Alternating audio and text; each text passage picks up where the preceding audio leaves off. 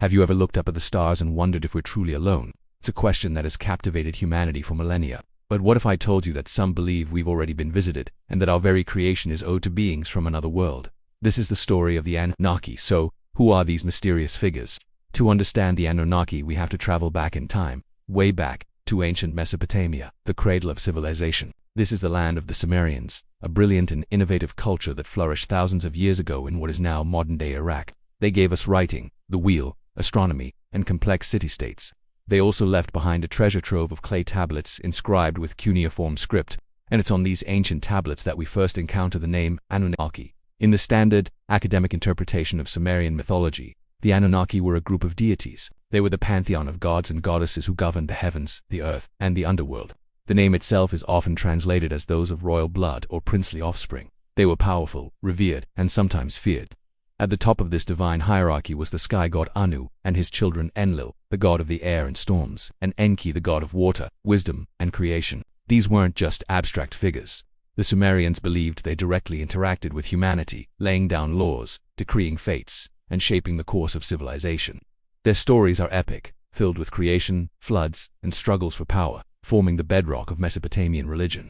But in the 20th century, this story took a fascinating and controversial turn. An author named Zacharias Sitchin, who claimed he could read Sumerian cuneiform, proposed a radical new interpretation. He wasn't a mainstream archaeologist or historian, but his ideas captured the public's imagination.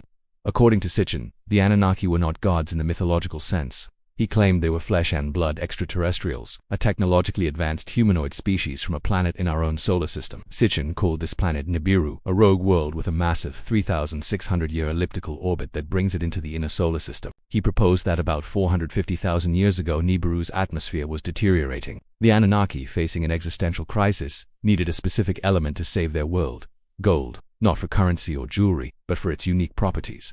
They theorized that pulverizing gold into a fine dust and releasing it into their upper atmosphere could repair the damage and shield their planet. Their search for this precious metal, Sitchin argued, led them to Earth. This is where the story gets really wild. The Anunnaki expedition, led by the same figures from Sumerian myth like Enki and Enlil, landed on Earth and established their first base, Eridu, in southern Mesopotamia.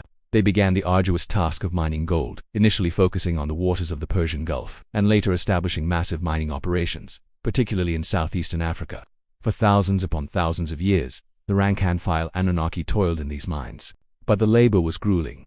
The conditions were harsh, and eventually, they had enough. They mutinied. They refused to work any longer.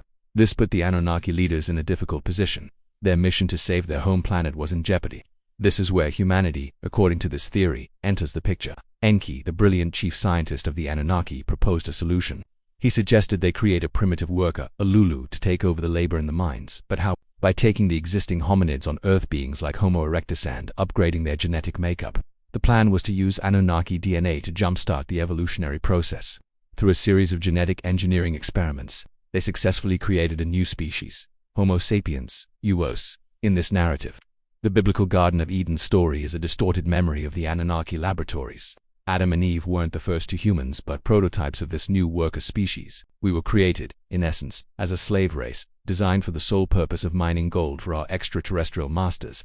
This ancient astronaut theory, as it's known, reinterprets many ancient myths and texts through this ET lens. The gods who came down from the heavens were just Anunnaki astronauts in their spaceships. The miracles and divine powers described in old stories were simply their advanced technology, misunderstood by early humans. The Great Flood, found in mythologies all over the world, including the story of Noah's Ark, was, in Sitchin's view, a real event. It was a massive tidal wave caused by a major planetary shift when Nibiru passed near Earth. The Anunnaki, aware of the coming catastrophe, decided to save some of their creation, instructing a loyal human, the Sumerian Zeusudra, who became the biblical Noah, to build a submersible vessel to survive the deluge. As the millennia passed, things got complicated.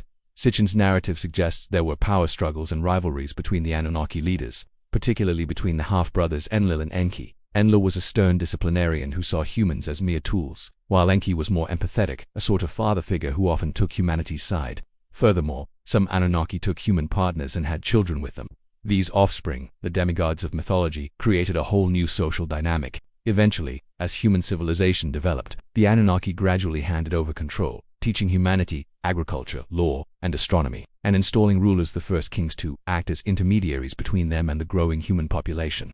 Finally, as their mission was completed or their focus shifted, they departed, leaving humanity to its own devices, but promising to one day return. Now, it is crucial, absolutely crucial, to state that this interpretation is firmly rejected by the overwhelming majority of mainstream scientists, historians, and archaeologists. Scholars who are experts in Sumerian language and culture point out that Sitchin's translations are often creative and not supported by the accepted understanding of the cuneiform texts. They argue he cherry-picked phrases and took them out of context to fit his pre-existing narrative. To them, the Anunnaki remain deities within a complex and fascinating religious system, not visitors from another planet. The idea of Nibiru as a 12th planet in our solar system is also not supported by any astronomical evidence. Despite the lack of mainstream academic support, the story of the Anunnaki as ancient astronauts has had a massive cultural impact. It has spawned countless books, documentaries, and TV shows like Ancient Aliens. It taps into that deep-seated human desire for answers to the biggest questions. Where did we come from? Why are we here? It offers a compelling, if unconventional, narrative that seems to explain everything from the pyramids to our own DNA. So, who were the Anunnaki? Were they the gods of the Sumerian pantheon, born from the rich soil of Mesopotamian mythology? Or were they extraterrestrial genetic engineers who created us in their own image to serve their purposes? The academic world has its answer, but the debate rages on in popular culture. The truth, as they say, might be out there. Or maybe, it's buried deep in the Mesopotamian sands, waiting on a clay tablet yet to be discovered. What do you think? Is this a modern myth, or a forgotten chapter of human history? Let me know your thoughts in the comments below. It's a fascinating subject to explore. Thanks for watching, and if you enjoyed this journey into the ancient past, don't forget to like, subscribe, and hit that notification bell for more mysteries. See you next time.